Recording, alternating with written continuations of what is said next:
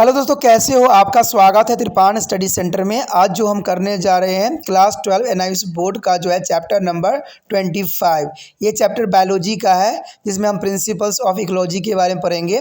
ये चैप्टर कई मानने में कई क्लास के बच्चों के लिए इंपॉर्टेंट है, चाहे 11वीं क्लास के हों, चाहे +2 हो, जिनके सीबीएसई एनसीईआरटी हो, ठीक है, चाहे वो यूपी बोर्ड को, बिहार बोर्ड के बच्चों के लिए भी ये बहुत ही इंपॉर्टेंट है।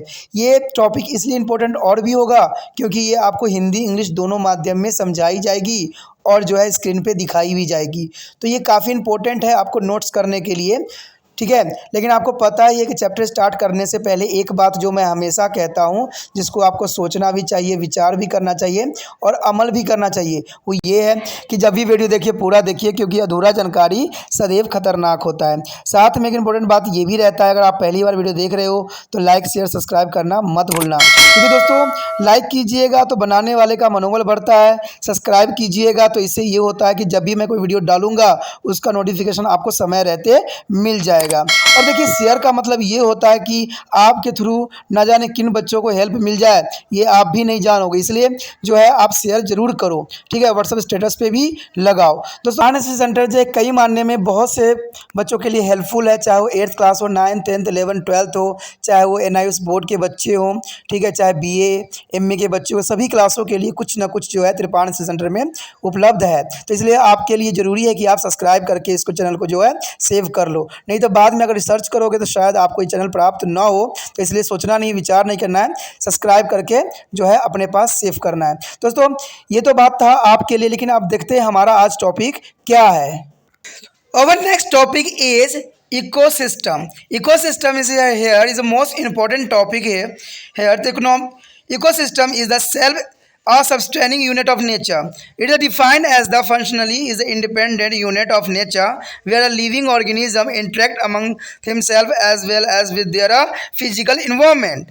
In the nature, two major categories of the ecosystem exist here is a terrestrial and aquatic. Terrestrial and aquatic is the most important of the nature as a two major category here.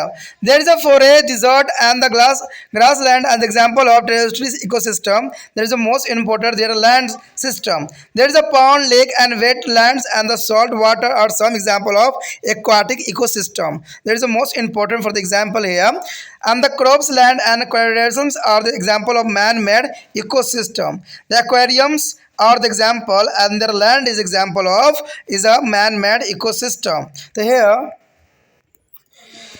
the interaction between the living organism and their environment can be studied in a puzzles of the water as a whole in the tree, which are the various small ecosystem or in the large ecosystem such as a forest, river and oceans. The respectives of their size, all the ecosystem share many common characteristics. Let us study of the moderate size pond ecosystem to be understand its structure and function of component. So here it is a show in this diagram. There is a solar energy and respiration. There is CO2 and O2 and H2O is here, and transpirations and their feeding is a carbon dioxide, oxygen and H2O. There is a most important diagram here. There is a diagram is the next part of the component of the ecosystem. There is many part here. It is a transition nutrient, abiotic element and decomposer and the composition of the dead remaining excretory waste and the consumer. There are nutrients as the feedings here. There is the most important for component of ecosystem shown in this picture. So here shown in this figure, there is a pond ecosystem. You can see that it is a solid body of water, and the sun as a light is up penetrate into it. It has a sediment as the substrate at the bottom. That is a source of nutrition for a living organism, and the living organism in it are small floating plants as the submarines is the vegetation and the rooted plants. There are animals of various size ranging from to the macroscopic to large fishes. All this component of the pond ecosystem can be arranged to be give it a defined structure. Here show the diagram of pond ecosystem. There is most important of pond ecosystem here. There are present of all types of animal, the carnivorous, herbivorous, and the producer. There is a present here. The rooted vegetation is a producer is a musk grass, and the bacterial fungus is a reducer, and the basic inorganic and organic compounds here, and bottom from to herbivorous and sedimentary. Lotus is a catarist, is a carnivorous, is a secondary consumer, and secondary consumer is carnivorous tertiary consumer. There is all types of present in this pond ecosystem. There's a pond ecosystem here is the most important. दोस्तों यहाँ पर अत्यंत महत्वपूर्ण हमारा topic आया है पहाड़ी तंत्र। देखिए पहाड़ी तंत्र जो है इसका मतलब इकोसिस्टम होता है, और इकोसिस्टम पारिस्थितिक तंत्र के नाम से भी जाना जाता है। इकोसिस्टम के पहले ही हमने डेफिनेशन समझा था कि हमारे आसपास जितने भी जीव जंतु पाए जाते हैं और उनमें जो क्रियाएं होती है वो इकोसिस्टम का पार्ट होता है। तो यानी हमारे आसपास पाए जाने वाले जीव जंतु को ही हम इकोसिस्टम या पहाड़ी तंत्र कहते हैं, जो कि बहुत साधारण शब्द था। कहते हैं पहाड़ी तंत्र प्राकृतिक एक स्वयं पोषी इकाई होती है, क्योंकि यहाँ पर जो है स्वयं ही जीव अपना जो है अपना आगे का जो है प्रोग्रेशन करते हैं, आगे की क्रिया करते हैं। इसमें जो प्लांट जो होता है अपना महत्वपूर्ण योगदान यहाँ देता है, और उसके उपरांत जितने भी जीव जंतु होते हैं प्लांट के बने हुए उत्पादों को अपना भोजन ग्रहण करते हैं और जो है इकोसिस्टम में बने रहते हैं। इसे प्रकृति की एक क्रियात्मक रूप से स्वतंत्र इकाई के रूप में परिभाषित भी किया जा सकता है, जिसमें जीव पारंपरिक एवं अपने भौतिक वातावरण से क्रिया करते हैं। यानी जो भौतिक वातावरण होते हैं उनके लिए वो सारी क्रियाओं के लिए जो है मोस्ट इंपॉर्टेंट रहता है। कहते हैं प्राकृतिक में दो मुख्य पहाड़ी तंत्र पाए जाते हैं, ठीक है, एक है स्थलीय, एक है जलीय, यानी टेरेस्ट्रियल एंड एक है एक्वाटिक। तो ये बहुत इंपॉर्टेंट होता है, क्योंकि आपको भी बस इस बात का समझ है कि हमारे जो है सिर्फ दो ही प्रकार के इकोसिस्टम प्रेजेंट हो सकता है, चाहे वो स्थलीय हो जाए या जलीय हो। कहते हैं अगर वन, मरुस्थल और चरगाह स्थलीय पहाड़ी तंत्र की सबसे अच्छा एग्जाम्पल है।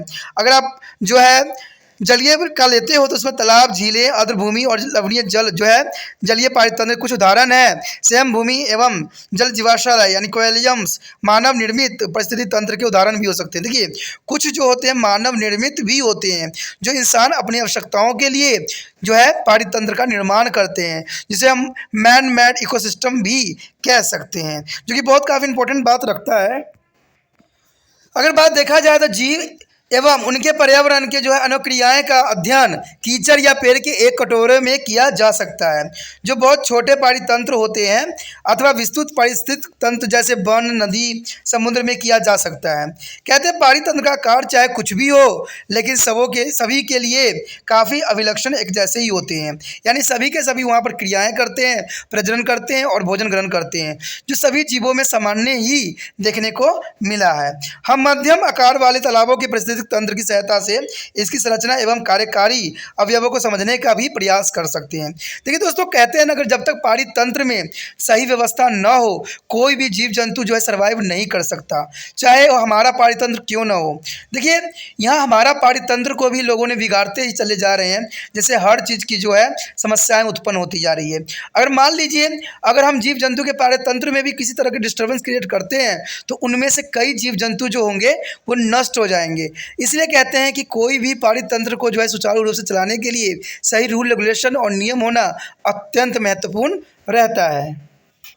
दोस्तों यहाँ पर एक चित्र दिखाया गया है, डायग्राम दिखाया गया है, जो कि एक पहाड़ी तंत्र के अवयव के रूप में आप समझ सकते हो। यहाँ पर अगर आप देखिएगा तो सभी सोर्स जो है ऊर्जा का जो है सूर्य के प्रकाश ही होता है। सूर्य के प्रकाश के द्वारा क्या करता है, जो पौधे अपना भोजन बनाते हैं, और जो भोजन बना के पौधे बड़े होते हैं, बड़े आकार के होते हैं, तो इसके खाने वाले जीव जंतु जो हैं इसको खा के अपना जीवन यापन करते हैं, और जो ये जीव होते हैं उनको दूसरे जीव खा के जो है अपना जीवन यापन करते हैं। तो ये पहाड़ी तंत्र के बहुत ही इंपॉर्टेंट हिस्सा होता है, ठीक है, जिसमें आरोहण हो या पोषक तत्व हो। कहते हैं यहाँ जो है कार्बन डाइऑक्साइड यूज़ किया जाता है, वाटर यूज़ किया जाता है, ऑक्सीजन किया जाता है।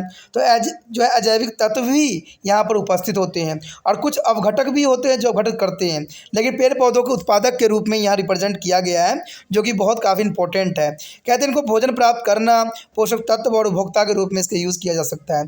तो ये जो डायग्राम है बहुत कुछ समझाने के लिए पर्याप्त है। कहते हैं कि डायग्राम में जो आपने देखा वो भी समझाने के लिए पर्याप्त था, लेकिन हम अगर तालाब के पहाड़ी तंत्र को देखें तो वो भी कई मायने में हमें समझाने के लिए पर्याप्त रहेगा, क्योंकि यह पानी का एक उथला या कम गहरा तंत्र जिसे सूर्य की किरणें भेद सकती है। इसके तल में जो है अवसाद यानी सेडिमेंट्स होते हैं, जिसे जीवित प्राणियों को पोषण प्राप्त होता है। इसमें जीवित प्राणियों के रूप में छोटे छोटे तैरते हुए पादप, जिसे नियमित वनस्पति एवं जड़ों वाले पादप है, और सूक्ष्म जीवों से लेकर बड़ी मछलियां तक विद्यमान होती है। और इन सभी अवयवों को तालाब के परितंत्र को एक निश्चित आकार प्रदान किया जाता है, जिसमें हर तरह के जीव जंतु जो है सर्वाइव करते हैं और अपना जीवन यापन करते हैं। तो ये पारितंत्र का एक महत्वपूर्ण हिस्सा बन सकता है। दोस्तों अगर डायग्राम में देखोगे तो ये एक तालाब का जो है पारितंत्र को दर्शाया गया है, जो कि काफ़ी मानने में इम्पोर्टेंट है। अगर आप ध्यान से देखोगे तो इसमें आपको पादक लवक उत्पादक, जड़ युक्त वनस्पतियाँ उत्पाद, मांस घास या जीव कवक या आधारित कार्बनिक यौगिक तलों में पाए जाने वाले जो है सक्राधारी जो होते हैं, या मांसाहारी अवसादी, कमल, कैटरेक्स, तंतु लवक, शाकाहारी प्राथमिक उपभोक्ता, ठीक है, और मांसाहारी द्वितीय उपभोक्ता, द्वितीय मांसाहारी तृतीय उपभोक्ता। देखिए हर तरह के जीव जंतु जो है आपको जो है पानी के स्थल पे यानी जलीय तालाब में प्राप्त हो सकता है। तो इसी को ही पारितंत्र कहते हैं। देखिए कहते हैं सिंपल अगर लैंग्वेज में, आपको मैंने पहले भी समझाया था कि हमारे आसपास जो जीव जंतु पाए जाते हैं, जो अपना निर्वाह करते हैं, वही पारितंत्र बनाते हैं। लेकिन इसका सबसे अच्छा एग्जाम्पल यहाँ समझाने के लिए आपको जो है तालाब और एक वृक्ष को जो है एग्जाम्पल बनाया गया। कहते हैं पेड़ पौधे के समक्ष जो है कई जीव जो है अपना निवास करते हैं। चाहे एक तालाब होता है, वहाँ पर हर तरह के जीव जंतु जो है अपना जीवन यापन करते, सर्वाइव करते हैं, जो कि एक पारितंत्र का ही निर्माण करते हैं। The next topic is the structure of pond ecosystem. That is the most important here. The structure of the pond ecosystem. There the abiotic components here present is a physical and climatic regime. There is a pond receive a solar radiation which provides it the heat and the light energy for the strain of life. There is the first important here is the light. The light is the case of the well is a pond with the clear water, sunlight and a penetrate up to be bottoms. In a deep ponds, penetration of the light depend on their transparency of water, the amount of the dissolved suspended particles, nutrient, and the number of animals and plants are determined to the transparency of their water and control the penetration of light in it. That is the most important for the role on a light of ecosystem. And second is the temperature. Here the temperature, the heating effect of solar radiation, the lead to duration of day and the night, or the seasonal temperature cycle in the tropical regions. Here are not be much temperature variation. At the high altitudes, there are the remarkable seasonal temperature variation. And the second is an inorganic substance. There is an inorganic substance is most important here. And these are the water, carbon, nitrogen, phosphorus, calcium, and a few other elements like a phosphorus as phosphorus, sulfur as a phosphorus is depend on the location of the pond, and oxygen and carbon dioxide are is the dissolved state in a water. The all animals and the plant depend on the water from their foods and exchange of gases. There is a inorganic substance here. Yeah, like a water, carbon, nitrogen, phosphorus, calcium, and food element is a sulfur and phosphorus. There is a oxygen and carbon dioxide. Also, there are inorganic substance here and exchange to the gas. The next is a organic compound.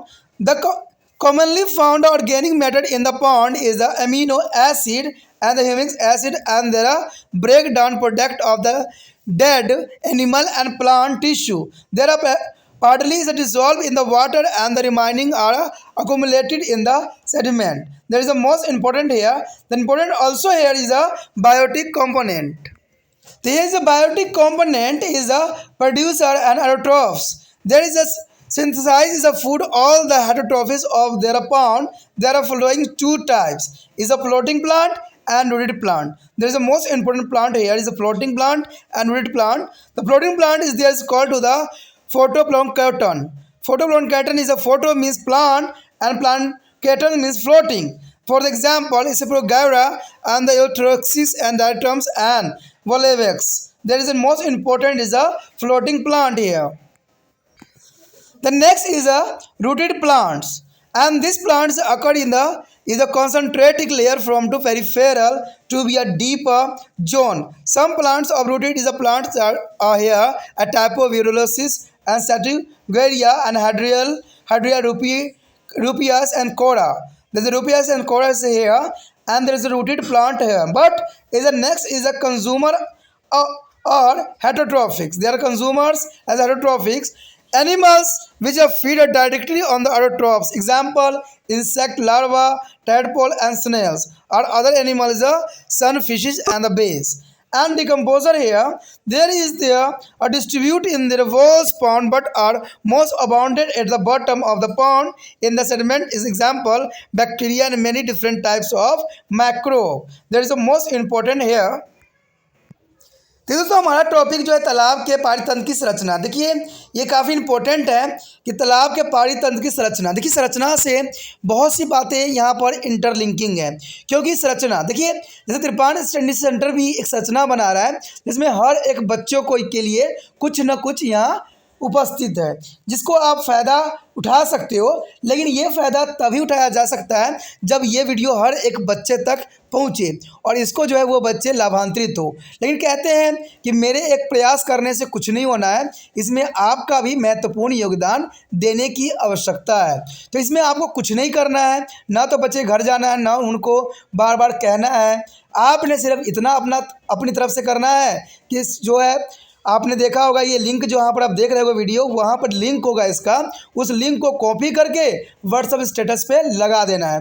जिससे क्या होगा, जो भी बच्चों को ये video की आवश्यकता होगी वो वीडियो लेके वो लाभान्वित होंगे और हो सकता है कि आपको शुक्रिया अदा भी करें क्योंकि आपके थ्रू वो वीडियो उन तक मिला है। तो ये एक अच्छी बात है जो दूसरे बच्चे तक पहुंचने के लिए। देखिए दोस्तों मैं एक बात जानता हूं कि ये वीडियो कई मायने में इम्पोर्टेंट है, चाहे आप जैसे मर्जी सोचो, लेकिन ये आपके लिए अत्यंत महत्वपूर्ण है। ये मैं जानता हूँ क्योंकि यहाँ पर हर एक बात को समझाने की मैं कोशिश करता हूँ और जो इसको हिंदी इंग्लिश दोनों ही लैंग्वेज में सुचारू रूप से और ढंग से समझाने की बात होती है। तो ये कई मानने में आपके लिए इम्पोर्टेंट रहता है और ये मुझे पता है कि आपको बहुत समझ में भी आता है, क्योंकि कहते हैं जब तक कोई टॉपिक समझ में ना आए उस टॉपिक का कोई अर्थ नहीं रह जाता है। ठीक है, तो इसमें सोचना नहीं है दोस्तों, विचार नहीं करना है, क्योंकि अच्छे कार्य के लिए विचार करने की आवश्यकता नहीं होती है, सिर्फ कर्म करने की आवश्यकता होती है। तो क्या कीजिए, इसको साइड से लिंक को जो है कॉपी कीजिए और व्हाट्सएप स्टेटस पे लगा दीजिए, जो कि बहुत ज़रूरी भी है। चलिए कहते हैं तालाब के पारितंत्र की संरचना। तो ये संरचना जो है काफ़ी इंपॉर्टेंट रहता है, जिसमें एक अजैविक घटक और जैविक घटक दो तरह के चीज़ें जो होती है सम्मिलित होती है। तो इसमें सबसे पहले जो होता है अजैविक घटक। ठीक है, अजैविक घटक जो होती है अबायोटिक कंपोनेंट जो होती है काफ़ी इंपॉर्टेंट होता है। ठीक है, तो ये अबायोटिक होते हैं, जो अजैविक घटक होते हैं उसमें भौतिक अथवा जलवायु व्यवस्था सबसे इंपॉर्टेंट आ जाता है, जिसमें कई रूप होते हैं। कहते हैं तालाब सौर विकिरण प्राप्त करती है। देखिए तालाब में भी सौर विकिरणें जाती है और जो है वहाँ के जो जीव जंतु होते हैं उनको भी जो है ये सन की जो रोशनी होती है वो उनको काफ़ी हेल्प करती है उनको जीवन यापन करने में। जिससे जीवन को बनाए रखने के लिए ऊष्मा और प्रकाश ऊर्जा मिलती है। सिर्फ हमें ही ऊर्जा की आवश्यकता नहीं होती है, जितने भी जीव जंतु हैं इस संसार में सबको एक ही जैसा प्रक्रिया होती है और वही जो है सर्वाइव करते हैं। तो सबसे पहले इंपॉर्टेंट बात तो यही रहता है प्रकाश का। कहते हैं प्रकाश स्वच्छ जल के उछले तालाबों में सूर्य के प्रकाश तल का जो है पहुंच जाता है और गहरे तालाबों में प्रकाश की वेधन सीमा जल की पारदर्शिता पर निर्भर करती है, जो घुले हुए कणों और पोषक और जंतुओं को पादपों की मात्रा द्वारा निर्धारित एवं नियंत्रित होती है। देखिए दोस्तों प्रकाश तब तक नहीं अंदर पानी तक पहुंचेगा जब तक वो साफ़ सुथरा नहीं होगा। तो ये काफ़ी इंपॉर्टेंट रहता है। मान लीजिए कचरा भरा हुआ है तालाब में, तो क्या उसका प्रकाश जो है जीव जंतु को प्राप्त होगा? शायद नहीं होगा, क्योंकि जो कचरा है वो प्रकाश को जो है रिफ्लेक्ट कर देगी, यानी उस तक जो है प्रकाश पहुंचने नहीं देगी जीव जंतु तक, जिसकी वजह से कई जीव जंतु जो है अपना प्राण को भी त्याग देंगे। तो इसलिए हर जीव जंतु के लिए प्रकाश बहुत ही महत्वपूर्ण होता है। ठीक है, इसलिए हमें इन चीज़ों को बहुत संभाल के रखने की आवश्यकता महसूस रहती है। उसके पश्चात है तापक्रम। देखिए टेम्परेचर का भी अपना एक महत्वपूर्ण है। आपको क्या लगता है सिर्फ आप टेम्परेचर सिर्फ आप ही इनहेल करते हो, आप ही लेते हो टेम्परेचर? नहीं दोस्तों, ऐसा नहीं है। टेम्परेचर जो है हर एक जीव जंतु के लिए अत्यंत महत्वपूर्ण है। सभी जीव जंतु चाहे वो पानी में रहते हो चाहे स्थल में रहते हो, दोनों के लिए जो है तापमान बहुत इंपॉर्टेंट रखता है। कहते हैं सौर विकिरणों के ऊष्मीय प्रभाव के कारण दैनिक दिन रात का जो है मौसम जो है ताप चक्रों का निर्माण होती है।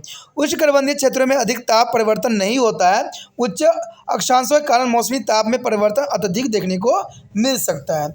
अब उसके पश्चात हमारे समक्ष है अकार्बनिक पदार्थ। देखिए अकार्बनिक पदार्थ जो होती है इसमें जल, carbon dioxide, nitrogen, phosphorus, calcium और कुछ दूसरे तत्व जैसे कि सल्फर और फास्फोरस तालाब की स्थिति पर निर्भर करता है, जो कि इनके लिए कई मायने में इंपॉर्टेंट होता है। कहते हैं कार्बन डाइऑक्साइड या ऑक्सीजन पानी में घुला हुआ अवस्था में रहती है, यानी घुले हुए अवस्था में ये तालाबों में पाई जाती है।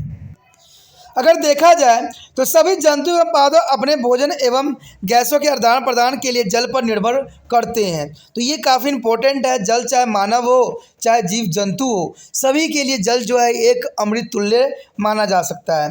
कहते हैं अगर कार्बनिक यौगिक देखा जाए तो तालाब में सामान्यतः पाए जाने वाले कार्बनिक पदार्थ जैसे अमीनो अम्ल और ह्यूमिक अम्ल होते हैं, जो परंतु जिसमें जंतु एवं पादप उसके विभाजन से प्राप्त उत्पाद होते हैं, ये आंशिक रूप से जल में घुले रहते हैं और शेष अपसाद यानी सेडिमेंट्री के रूप में जमा रहते हैं। कहते हैं दोस्तों कई चीज़ें जो होते हैं जलों को प्रदूषित कर दिया है, जिसकी वजह से जो उसमें एक्वाटिक एनिमल्स होते हैं, जितने भी जीव जंतु हैं, उनको सर्वाइव करना बहुत ही कठिन हो गया है।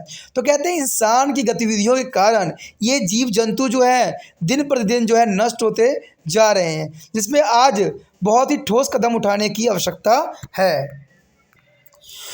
उसके पश्चात है जैविक घटक। देखिए जैविक घटक में उत्पाद अथवा स्वयं पोषी आती हैं। ये तालाब के सभी विषम पोषी जीवों के लिए भोजन का निर्माण करते हैं। ये निम्न प्रकार के हो सकते हैं।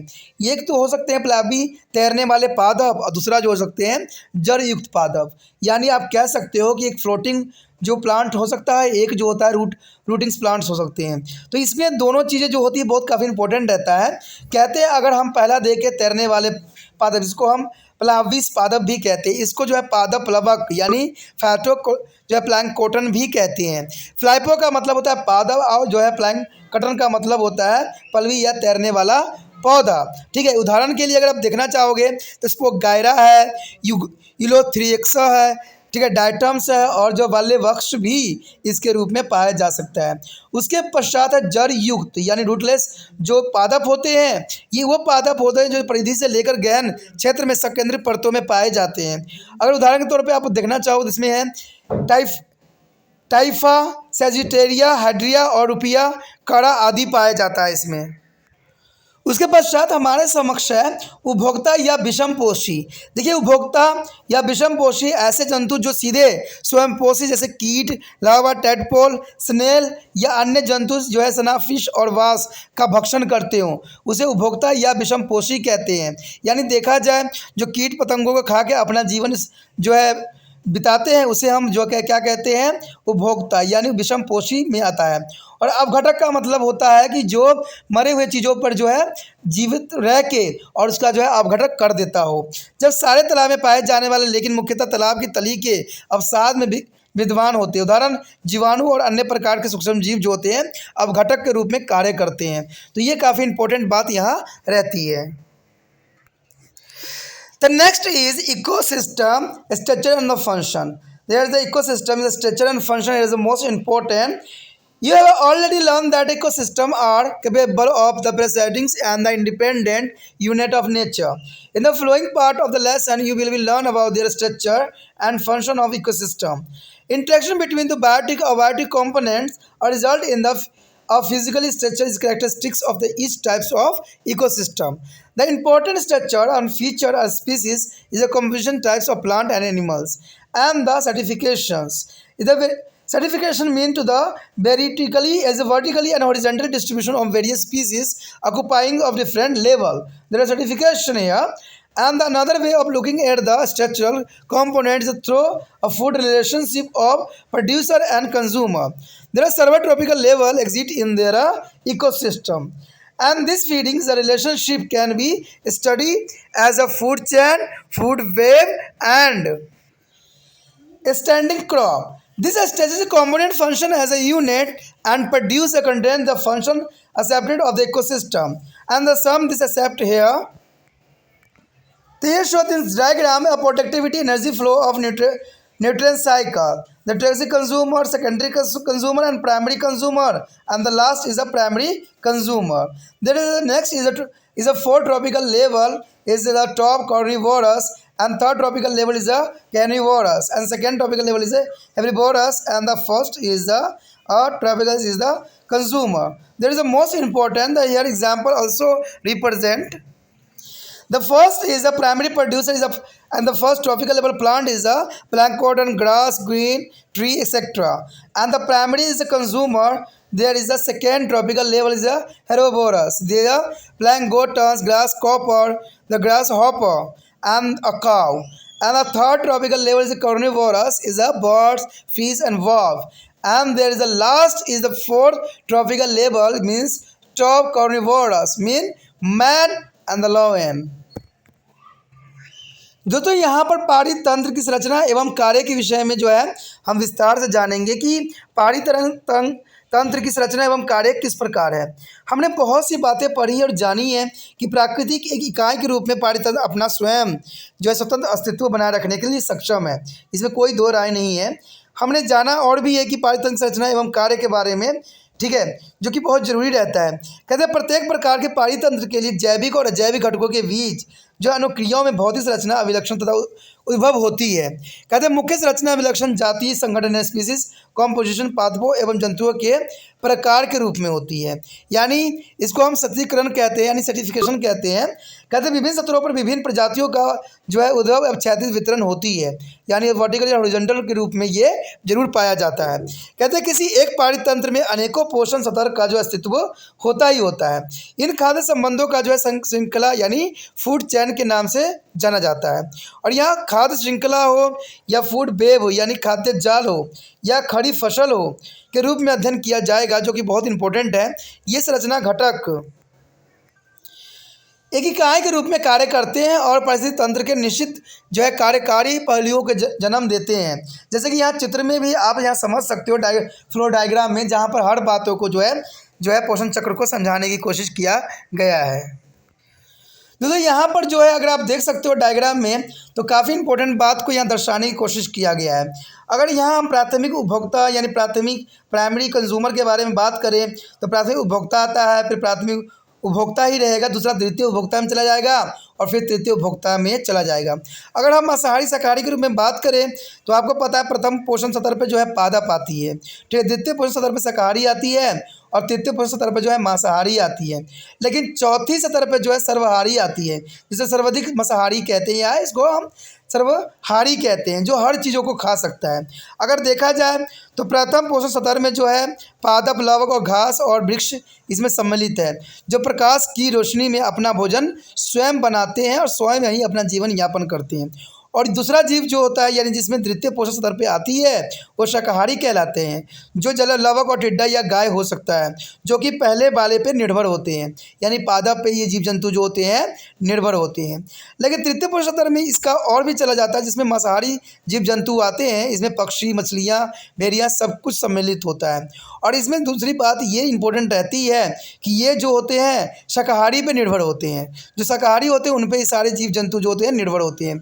लेकिन कहा जाए अगर चौथी की बात किया जाए, जहाँ सबसे ऊपर मानव और जो है सिंह आता है, जो लॉयन आता है, टाइगर आ सकता है, तो इसमें सारे जीव जंतु को ये खाने के अपना सक्षम क्षमता को दर्शाता है, जो कि ये बात साबित करता है कि इंसान सबसे ऊपर है, जो सभी जीवों के लिए जो खतरा का भी सबब बन सकता है। तो ये काफ़ी पहाड़ी तंत्र का इंपॉर्टेंट पार्ट था, ठीक है। आगे जो है हमारे बहुत इंपॉर्टेंट टॉपिक रहेगा जिसको देखना मत भूलिएगा। उसमें जो है हम पहाड़ी तंत्र के हर एक विषय के बारे में विस्तार पूर्वक चर्चा करेंगे, चाहे वो फूड वेब हो, फूड चेन हो या स्टैंडिंग क्रॉप हो, तो उसके विषय में हम विस्तार से जानेंगे। तो आप जो है इसी तरह त्रिपाण सेंटर को लाइक शेयर सब्सक्राइब करते रहिए और आगे का टॉपिक देखना मत भूलिएगा। और एक कार्य जो भूलना नहीं है वो ये है कि आपने क्या करना है, यूट्यूब के चैनल से जो है जहाँ पर इसका कॉपी होगा, ठीक है, वहाँ पर आपको एक लिंक दिखेगा, ठीक है, कॉपी दिख रहा होगा आपको और लिंक भी दिख रहा होगा, तो उस लिंक को कॉपी करना है और अपने व्हाट्सएप स्टेटस पे लगा देना है। इसी के साथ जो है दोस्तों हमारा टॉपिक आज खत्म हो रहा है, ठीक है। अगर आपको अच्छा लगा तो लाइक शेयर सब्सक्राइब जरूर कीजिए। अगर पहली बार अगर आप वीडियो देख रहे हो, पहली बार मेरे चैनल पे आए हो, तो सब्सक्राइब करना आपका फ़र्ज़ बन जाता है। सब्सक्राइब करने से ये होगा कि जो भी मैं आप क्लास के रिगार्डिंग कोई भी वीडियो डालूंगा उसका नोटिफिकेशन जो है समय समय पर आपको प्राप्त होता रहेगा। अगर सब्सक्राइब नहीं कीजिएगा, अगर आप दोबारा से त्रिपाण सेंटर पर आने की कोशिश कीजिएगा तो वहाँ पर आप त्रिपाण लिखिएगा तो जो है वो त्रिपस कर देगा, ठीक है। जो आप गूगल पर सर्च करेंगे वो त्रिपस कर देगा, जिससे वजह से आप जो है मेरे वीडियो का जो है फ़ायदा नहीं उठा पाओगे। तो सोचिए मत, विचार मत कीजिए, सब्सक्राइब कीजिए। आप सोचते होइएगा कि मेरे जो एग्ज़ाम खत्म हो जाने के मेरा क्या ज़रूरत है त्रिपाण स्टडी सेंटर से, ठीक है। तो इसलिए सब्सक्राइब नहीं करने का सोचिएगा। लेकिन दोस्तों ऐसा नहीं है, त्रिपाण स्टडी सेंटर जो है बहुत हेल्पफुल है। क्योंकि ये जो है आपके 8th class 9th 10th 11th 12th जो आर्ट्स के सब्जेक्ट को कवर करता ही है, प्लस जो है ये NIC बोर्ड के जो है 10th +2 को भी कवर करता है। साथ में BA जो है फर्स्ट ईयर से लेकर 6 सेमेस्टर तक बच्चों के लिए ये अग्रसर रहेगा आर्ट्स सब्जेक्ट में। तो सोचिए नहीं, विचार नहीं कीजिए, काफ़ी जो है त्रिपाण स्टडी सेंटर का फ़ायदा ही फ़ायदा है, ठीक है। अगर आप मुझे प्रोत्साहित करोगे तो आपके लिए मैं तरह तरह के वीडियो बनाऊंगा जो आपको फ़ायदा पहुंचाएगा। एग्ज़ाम के तौर पे मैं आपको जो है पेपर भी आपको सोल्यूशन करके दिखाऊंगा जो आपके लिए फ़ायदेमंद रहेगा। अगर नहीं सब्सक्राइब कीजिएगा, मेरा मनोबल घटेगा, तो हो सकता है कि आपको फिर दोबारा मैं ना वीडियो बनाऊं और आपको फ़ायदा ना पहुंचाऊं। तो अभी भी नहीं सोचिए, मेरा जितना आप फैलाइएगा, जितने दूसरे बच्चों के साथ शेयर कीजिएगा, उतना जो है मैं आपके लिए कार्य करने में अग्रसर रहूँगा, ठीक है दोस्तों। इसे सोचिए मत, विचार मत कीजिए, अभी सब्सक्राइब कीजिए और अपने व्हाट्सएप स्टेटस पे लगाइए और दूसरे बच्चों के साथ भी शेयर कीजिए, ठीक है दोस्तों। अपना ध्यान रखना, बाय।